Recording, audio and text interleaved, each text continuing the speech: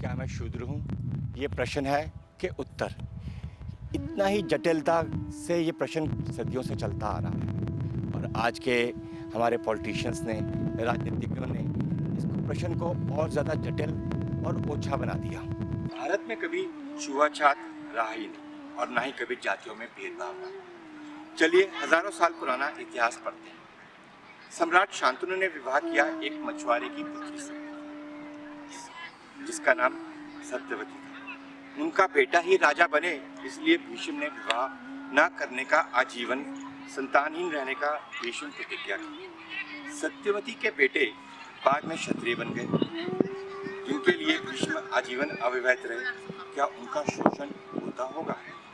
महाभारत लिखने वाले वेद व्यास भी मछुआरे थे, पर महर्षि बन गए, गुरुकुल चलाते थे।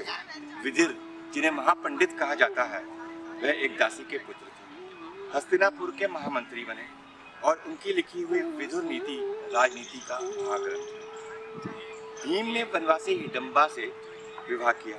श्री कृष्ण दूध का व्यवसाय करते थे। श्री कृष्ण दूध का व्यवसाय करने वाले परिवार से थे। उनके भाई बलराम खेती करते थे, हमेशा हल साथ रखते थे। यादव क्षत्रिय रहे हैं, कई प्रांतों पर शासन किया है। श्री कृष्ण सबके पूजनीय है। गीता जैसा ग्रंथ विश्व को दिया, यह एक बहुत बड़ा उदाहरण है। राम के साथ वनवासी निषाद राज गुरुकुल में पढ़ते थे। उनके पुत्र लव कुश महर्षि वाल्मीकि के गुरुकुल में पढ़े, जो वनवासी थे। यह तो हो गई वैदिक काल की बात। स्पष्ट है, कोई किसी के शोषण नहीं करता था, सबको शिक्षा का अधिकार था। कोई भी पद तक पहुंच सकता था अपनी योग्यता के अनुसार। वर्ण सिर्फ काम के आधार पर थे, जो बदले जा सकते थे और आज भी बदले जा सकते हैं, जिसका आज इकोनॉमिक्स में डिवीजन ऑफ लेबर कहते हैं। प्राचीन काल की बात करें तो भारत के सबसे बड़े जनपद मगध पर जिस नंदवंश के राज रहा, वो जाति से नाई थे। प्राचीन भारत की बात करें तो भारत के सबसे बड़े जनपद मगध पर जिस नंदवंश का राज रहा, वो जाति से नाई थे। नंदवंश की शुरुआत महापद्मानंद ने की थी, जो कि राजा नाई थे। बाद में वो राजा बन गए और फिर उनके बेटे भी बाद में सभी क्षत्रिय ही कहलवाए। उसके बाद मौर्य वंश का पूरे देश पर राज हुआ, जिसकी शुरुआत चंद्रगुप्त से हुई, जो कि एक मोर पालने वाले परिवार से थे और एक ब्राह्मण चाणक्य ने उन्हें पूरे देश का सम्राट बनाया। 506 साल देश पर मौर्यों का राज रहा। फिर गुप्त वंश का राज रहा, जो कि घोड़े का अस्तबल चलाते थे और घोड़ों का व्यापार करते थे। 140 साल देश पर गुप्तों का राज रहा। केवल पुष्पमित्र शंभु के 36 साल का राज को छोड़कर 92% समय प्राचीन काल में देश में शासन उन्हीं का रहा, जिन्हें आज दलित पिछड़ा कहते हैं। जो शोषण कहाँ से हो गया, ये बात समझने योग्य है। यहाँ कोई भी शोषण वाली बात नहीं आती। फिर शुरू होता है मध्यकालीन भारत का समय, जो कि सन 1100 से 1750 तक का है। इस दौरान अधिकतर जगह मुस्लिम आक्रमणकारियों का समय रहा और कुछ स्थानों पर उनका शासन भी चला। अंत में मराठों का उदय हुआ। बाजीराव पेशवा, जो कि ब्राह्मण थे, ने गाय चराने वाले गायकवाड़ को गुजरात का राजा बनवाया। चरवाहा जाति के होलकर को मालवा का राजा बनाया। अहिल्याबाई होलकर खुद बहुत बड़ी शिव भक्त। ढेरों मंदिर गुरुकुल उन्होंने बनवाए। मीराबाई, जो कि राजपूत थी, उनके गुरु चरमकाल रविदास थे और रविदास के गुरु ब्राह्मण रामानंद। यहाँ भी शोषण वाली बात कहीं नहीं। मुगल काल में देश में गंदगी शुरू हुई और यहाँ से पर्दा प्रथा, गुलाम प्रथा और बाल विवाह जैसी चीजें शुरू हुई। अब हम बात करें आज के युग। इन पॉलिटिशियंस ने, राजनीतिज्ञों ने इतना ओछा बना दिया है आज की जाति प्रथा को।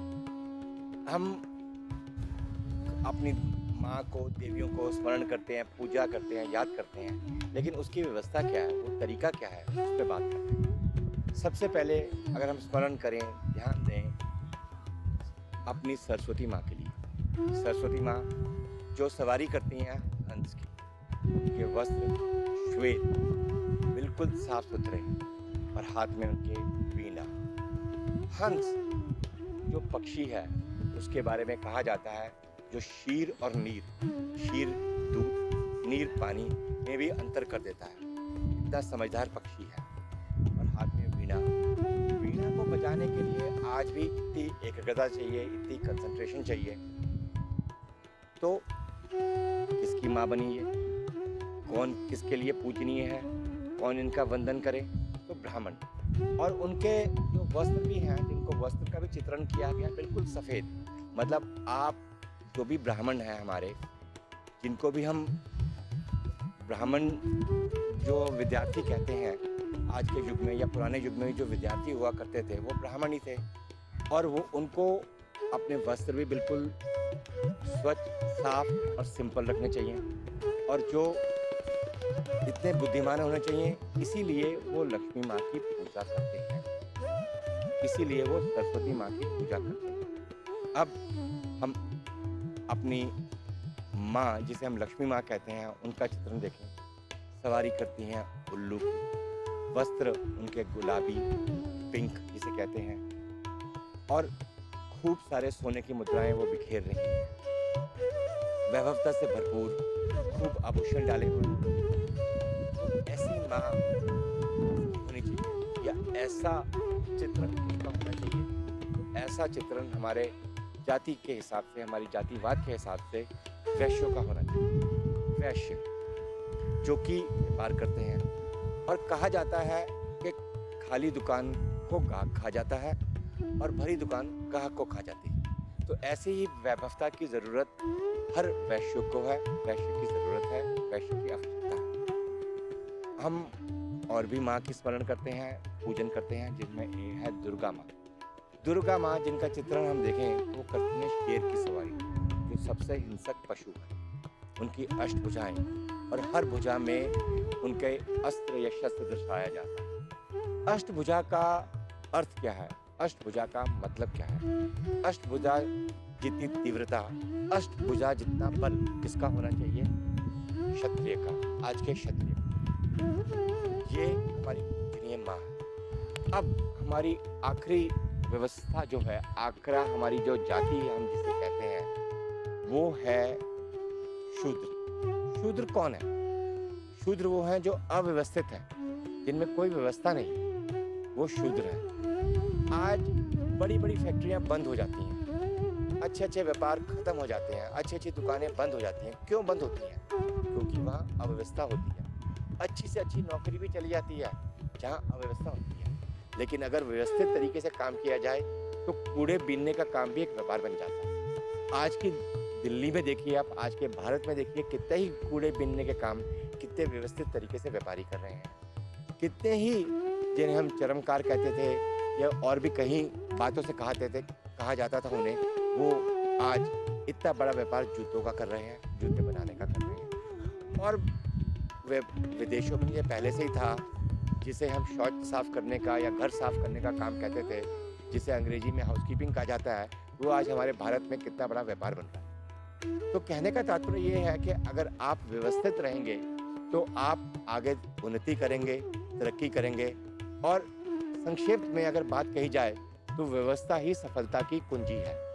सफलता की जो कुंजी है वो व्यवस्था ही है। सबको व्यवस्थित रहना चाहिए। संगीत के सुर तो साथ ही होते हैं, अगर व्यवस्था से लगें तो संगीत, और अगर ना लगें तो शोर। ऐसे ही रंग हैं, व्यवस्थित तरीके से रंग लगे तो पेंटिंग, चित्रकार, नहीं लगे तो गंदगी। तो व्यवस्था बहुत ही अनिवार्य है।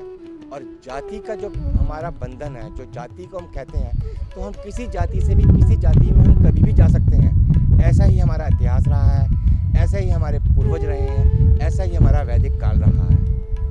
धन्यवाद। ओम शांति।